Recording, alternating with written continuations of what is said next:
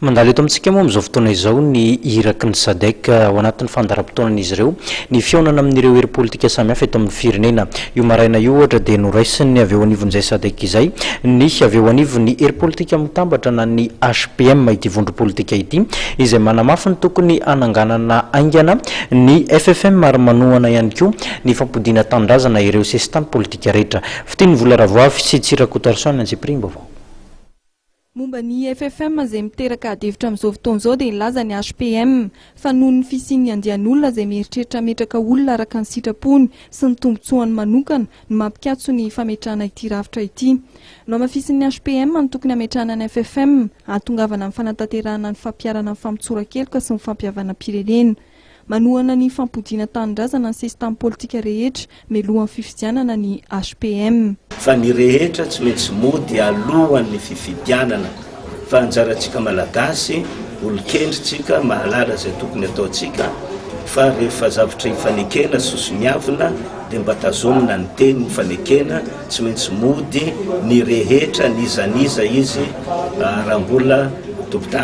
teratany malagasy ihany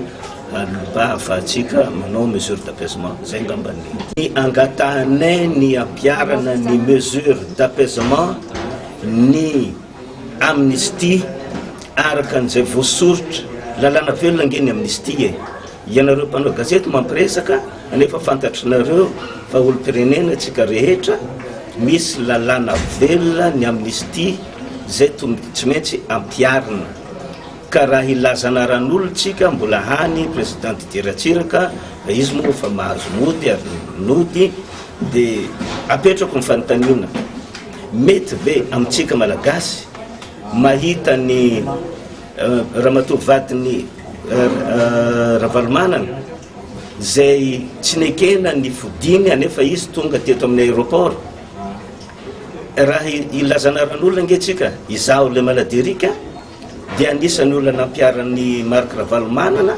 ary nandalo amin'ny figadrana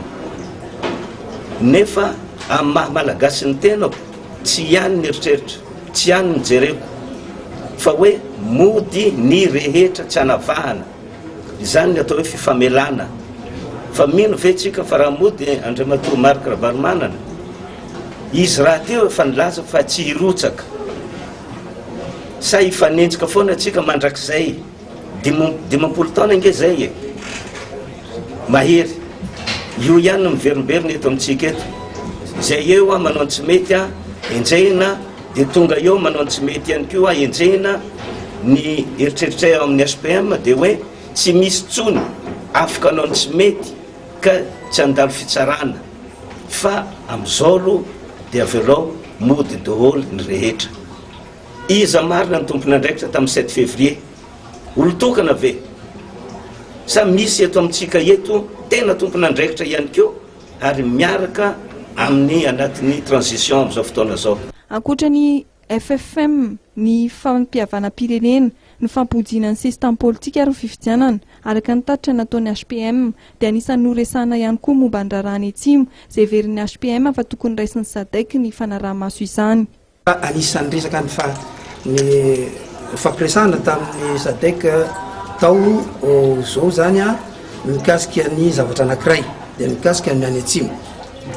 Ozy izy tsika hoe fitoniana no tetely ka io aminay zany eo amin'ny HPM dia io raha ny any atsimo io dia teraka tao anatin'io transition io ka tsara ihany ny jerevana miaraka satria zareo moa zany manao le médiation dia atolotra azy io raha ny any atsimo io zay efa miteraka zavatra lehibe ihany amin'ny lafiny iraisam-pirenena. Momba ny fifidianana ho an'ny HPM dia tsy hedikevitra fa tokony tazomana daty izay efa mifaritan'ny SADC hanatanterahana izany. Manamafy ny tokony ampiarana manontolo ny sorodalana izay nisoavina ihany koa ny HPM. Taorian'ny HPM dia nandray ny délégation Nescopole ny iraky ny SADC izay tarihany Dr Leonardo Simao.